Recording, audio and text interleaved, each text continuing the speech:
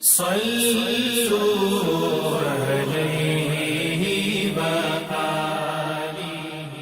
بخاری حدیث نمبر 31۔ ابو ذر ایک جوڑا پہنے ہوئے تھے اور ان کا غلام بھی جوڑا پہنے ہوئے تھا۔ سبب دریافت کیا گیا تو کہنے لگے کہ میں نے ایک شخص یعنی غلام کو برا بھلا کہا تھا اور اس کی ماں کی غیرت دلائی یعنی گالی دی، تو رسول اللہ صلی اللہ علیہ وسلم نے یہ معلوم کر کے مجھ سے فرمایا، اے ابو ذر، تو نے اسے ماں کے نام سے غیرت دلائی ہے، بے شک تجھ میں ابھی کچھ زمانہ جاہلیت کا اثر باقی ہے۔ یاد رکھو ماتحت لوگ تمہارے بھائی ہیں، اللہ نے اپنی کسی مصلحت کی بنا پر انہیں تمہارے قبضے میں دے رکھا ہے، تو جس کے ماتحت اس کا کوئی بھائی ہو تو اس کو بھی وہی کھلائے جو آپ کھاتا ہے، اور وہ کپڑا اسے پہنائے جو آپ پہنتا ہے، اور ان کو اتنے کام کی تکلیف نہ دو کہ ان کے لیے مشکل ہو جائے، اور اگر کوئی سخت کام ڈالو تو تم خود بھی ان کی مدد کرو۔ صحیح بخاری حدیث نمبر 32۔ جب سورہ انعام کی یہ آیت اتری، جو لوگ ایمان لائے اور انہوں نے اپنے ایمان میں گناہوں کی آمیزش نہیں کی، تو آپ صلی اللہ علیہ وسلم کے اصحاب نے کہا، یا رسول اللہ، یہ تو بہت ہی مشکل ہے، ہم میں کون ایسا ہے جس نے گناہ نہیں کیا؟ تب اللہ پاک نے سورہ لقمان کی یہ آیت اتاری کہ بے شک شرک بڑا ظلم ہے۔ صحیح بخاری حدیث نمبر 33۔ رسول اللہ صلی اللہ علیہ وآلہ وسلم نے فرمایا، منافق کی علامتیں 3 ہیں، جب بات کرے جھوٹ بولے، جب وعدہ کرے اس کے خلاف کرے، اور جب اس کو امین بنایا جائے تو خیانت کرے۔ صحیح بخاری حدیث نمبر 34۔ رسول اللہ صلی اللہ علیہ وسلم نے فرمایا کہ 4 عادتیں جس کسی میں ہوں تو وہ خالص منافق ہے، اور جس کسی میں ان 4 میں سے ایک عادت ہو تو وہ بھی نفاق ہی ہے جب تک اسے نہ چھوڑ دے۔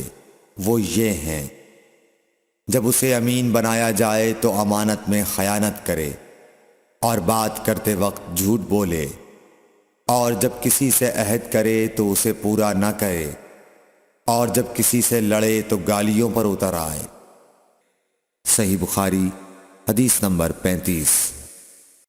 رسول اللہ صلی اللہ علیہ وسلم نے فرمایا، جو شخص شب قدر ایمان کے ساتھ محض ثواب آخرت کے لیے ذکر و عبادت میں گزارے، اس کے گزشتہ گناہ بخش دیے جاتے ہیں۔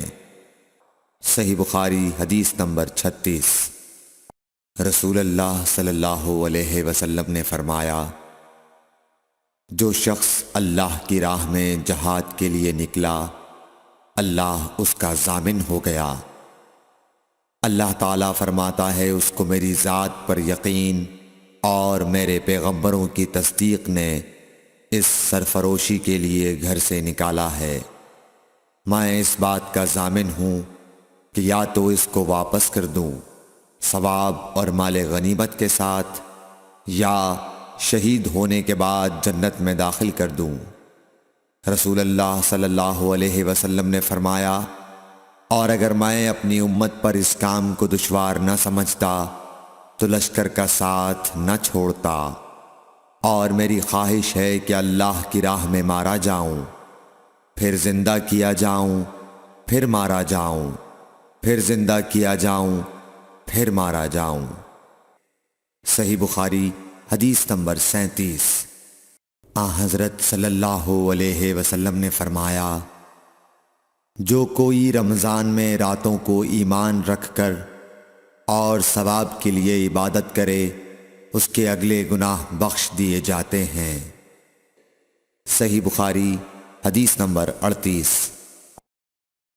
حضرت صلی اللہ علیہ وسلم نے فرمایا، جس نے رمضان کے روزے ایمان اور خالص نیت کے ساتھ رکھے، اس کے پچھلے گناہ بخش دیے گئے۔